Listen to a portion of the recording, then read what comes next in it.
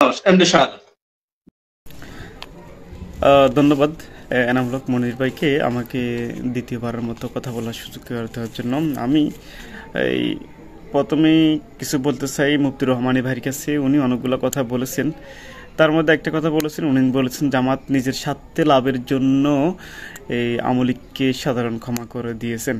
মুফতির রহমানী ভাই, আপনি হয়তো এই মোহতারাম আমির জামাতের এই বক্তব্যটি স্পষ্টভাবে শুনেন নাই, আর যদিও শুনে থাকেন তাহলে আমি যদি আপনাদেরকে একবার বলি, আমির জামাতে যে কথাটি বলেছে সেই কথাটি হচ্ছে, উনি বলেছেন আমি সাংগঠনিকভাবে আমার পক্ষ থেকে আমি আওয়ামী লীগকে সাধারণ ক্ষমা করে দিয়েছি, কিন্তু যদি কোনো ভিকটিম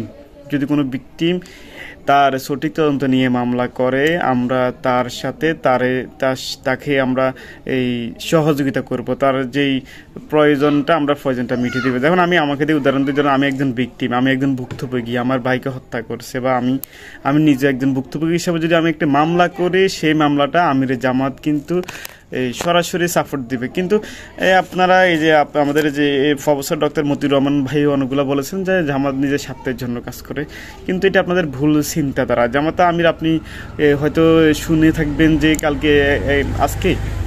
আজকে একটি কথা বলেছে যে রাজনীতি করতে হলে রাজকীয় মনের প্রয়োজন, আর সেই রাজকীয় মনের প্রয়োজন, ওই জন্য জামাত ইসলামের আমির আমাদের মোহতারাম ডাক্তার শফিকুর রহমানের রাজকীয় একটা মন আছে, ওই বিদায় করে উনি সবাইকে ক্ষমা করে দিয়েছেন। এবার যদি ক্ষমাটা কেন করেছেন, আমি যদি এই বিষয়ে একটু কথা বলি তাহলে মনির ভাই আপনি হয়তো বুঝতে সুবিধা হবে।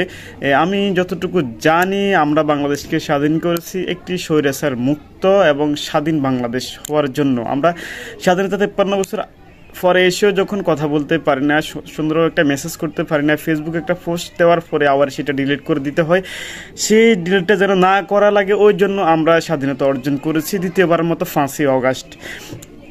এখন 5ই অগস্টের পরে আপনারা দেখতেছেন একদল কোন দল আমি সেটা জানি না, একদল কিন্তু এখনো পর্যন্ত আগের মতোই মাঠে রাহাজানি, হানাহানি, কোবাকুবি করতেছে, তারা চাঁদাবাজি করতেছে, লুট করতেছে। এটা আপনারা হয়তো অনেকে মিডিয়াতে দেখতেছেন। এমনকি আমি যদি গতকালকে চট্টগ্রামের একজন কাঁচা ব্যবসায়ীর কথা বলি, ওনাকে যখন একটা সাংবাদিক প্রশ্ন করেছে যে আপনাদের এখন কি অবস্থা, উনি এক কথায় বলেছেন যে আগে বলতো যে আওয়ামী লীগ চাঁদাবাজি করতো, এখন বিএনপি চাঁদাবাজি করে। এদের কতটুকু সত্য আমি জানি না, তবে আমি কথা বলা বলেছি। এখন আমির জামাত যদি এখন আবার যদি বলে যে সবাইকে মারা দরকার, সবাইকে ধরা দরকার, সবাইকে পিটানো দরকার, যদি এই সময় এসে যখন যদি এই হুঁশিয়ারিটা দিয়ে দেয়, সিদ্ধান্ত দিয়ে দেয়, আমার মনে হয় দেশের ভিতরে আবার একটা হট্টগোল সৃষ্টি হয়ে যাবে। আমার মনে হয় দেশের ভিতরে একটা করুণ অবস্থা হয়ে যাবে। মানুষ ভাববে যে আওয়ামী লীগ থেকে তো ভালো ছিল, কেন আবার নতুন করে আরেকবার স্বাধীন হলো। স্বাধীন হওয়ার পরে তো আবার বিশৃঙ্খলা সৃষ্টি হতেছে।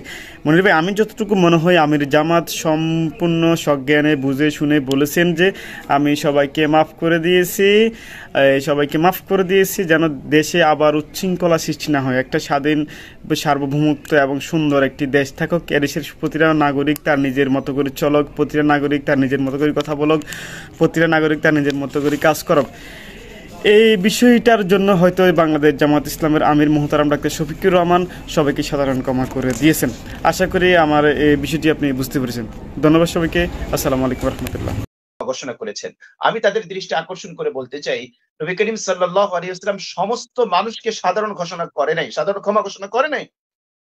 কিছু মানুষের লিস্ট করা হয়েছে, এমনকি আল্লাহর নবীর পক্ষ থেকে এটা ঘোষণা দেওয়া হয়েছিল, এই মানুষগুলো যদি কাবার গিলাফ ধরে থাকে তারপরেও যেন সেখানে থেকে হত্যা করা হয়। সুতরাং আপনাকে বিচার করতে হবে অপরাধের ক্যাটাগরি কি, কোন ক্যাটাগরির অপরাধ। আপনি একটা গণহত্যা চালাবেন, একটা গণহত্যাকারী একটা দল, একটা গণহত্যাকারী একটা একটা শ্রেণী, তাদেরকে কখনোই আপনি স্বাভাবিকভাবে আপনি ক্ষমা করতে পারেন না। আপনার এই ক্ষমার ঘোষণাটা, আপনার এই সিম্প্যাথিটা, আপনার এই সহানুভূতিটা, তাদের যে অপরাধের মাত্রা, আমি মনে করি সাধারণ জনগণের কাছে সেই অপরাধের মাত্রাটাকে কমিয়ে তোলার বা কমিয়ে দেওয়ার একটা এজেন্ডা হতে পারে। দ্বিতীয়ত আমি যে কথাটা বলতে চাই, দেখুন আমরা অনেকেই চিন্তা করি আমাদের ভোট ব্যাংক নিয়ে। সামনে হয়তো নির্বাচন হবে, 1 বছর পরে হোক, 2 বছর পরে হোক, একটা নির্বাচন হবে। তো জামাত ইসলাম যেহেতু একটা রাজনৈতিক দল, তারা চিন্তা করছে হয়তো তারা আওয়ামী লীগের একটা সিম্পেথি তারা পাওয়ার চেষ্টা করছে। হয়তো এটা হতে পারে যে আগামী নির্বাচনে জামাত ইসলামী সহ ইসলামিক দলগুলো যদি একটা ঐক্যবদ্ধ প্ল্যাটফর্মে আসে, বাকি বিএনপি যদি নির্বাচনে যায়, নিঃসন্দেহে যাবে, তাহলে বিএনপির সাথে মূল প্রতিদ্বন্দ্বিতাটা হবে হচ্ছে জামাত ইসলাম বা ইসলামী দলগুলো যদি তারা একটা ঐক্যবদ্ধ একটা প্ল্যাটফর্ম তৈরি করতে পারে তাদের সাথে। তো সেই জায়গায় জামাত ইসলামী হয়তো আওয়ামী লীগের যে নেতাকর্মী সবাই তো আর পালিয়ে যায়নি, অবশ্যই নিঃসন্দেহে তারা বাংলাদেশে আছে, তাদের একটা সিম্পেথি পাওয়ার জন্য, তাদের একটা ভোট ব্যাংক তৈরি করার জন্য হয়তো জামাতের আমির তিনি এই মন্তব্যটা এটা করে থাকতে পারেন। দ্বিতীয়ত আরেকটা কথা বলবো যে আমরা দেখেছি ইতিপূর্বে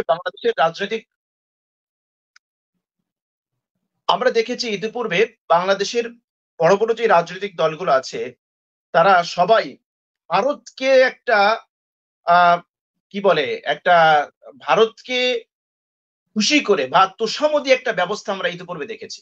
আওয়ামী লীগ তো এটা করেই আসছে তার একেবারে জন্মলগ্ন থেকে। আমরা দেখেছি যে বিএনপিও গত কয়েক টার্ম তারা চেষ্টা করেছে ভারতকে যে কোনো ভাবে খুশি করার জন্য, তোষামোদী একটা ভাব আমরা দেখেছি। তো এক পর্যায়ে বিএনপি বুঝেছে যে যতই আমরা তেল দেই, যতই তেল মারি, ভারত আমাদের উপর স্যাটিসফাইড হবে না, তখন হয়তো ভারত কিছুটা বিমুখ হয়েছে।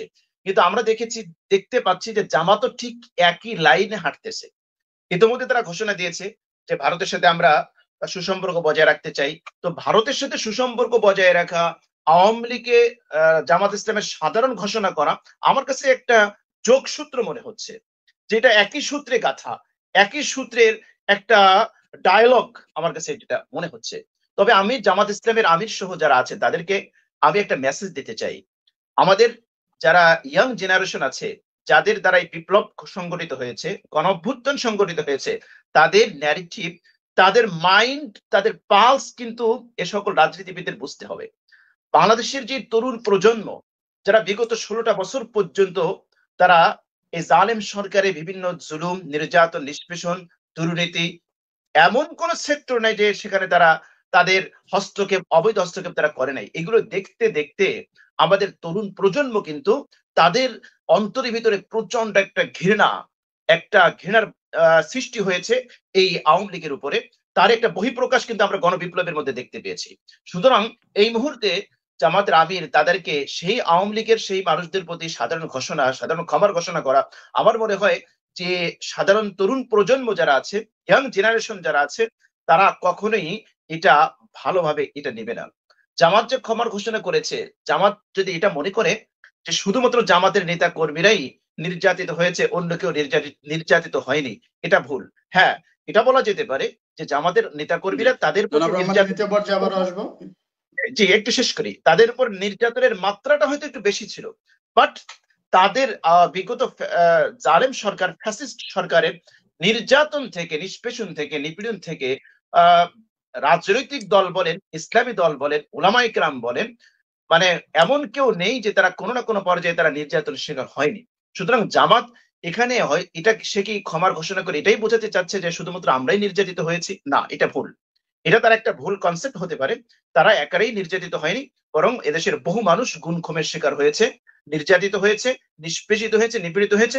সার্বিক দিক বিবেচনা করে আমার কাছে সবচেয়ে দুঃখজনক মনে হয়েছে এটা যে আওয়ামী লীগ এখন অনুতপ্ত হয়নি, ভুল স্বীকার করেনি, বরং আমরা দেখেছি যে যেই ছাত্ররা নিহত হয়েছে, শত শত ছাত্রের লাশ রাস্তায় পড়েছে, তাদের তপ্ত খুনে রাজপথ রঞ্জিত হয়েছে, তাদের জন্য তাদের কোনো মায়াকান্না পর্যন্ত ছিল না।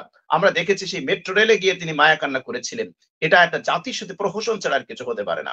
তো সেরকম একটা কঠিন পরিস্থিতি বা সেরকম একটা দলের প্রতি এই মুহূর্তে এক ধরনের সহমর্মিতা প্রকাশ করা বা তাদের প্রতি একটা সিম্পেথি প্রকাশ করা, এটা আমার কাছে অন্ততপক্ষে ভালো মনে হয়নি। হতে পারে তাদের ভোট ব্যাংক বা তাদের ভবিষ্যৎ নির্বাচনে তারা একটা বেনিফিটেড হওয়ার জন্য এটা তাদের একটা এজেন্ডা হতে পারে, বাট আমি এর সাথে একমত হতে পারি না। অবশ্যই ক্ষমা একটা মহৎ গুণ, কিন্তু সব ক্ষমা মহৎ নয়।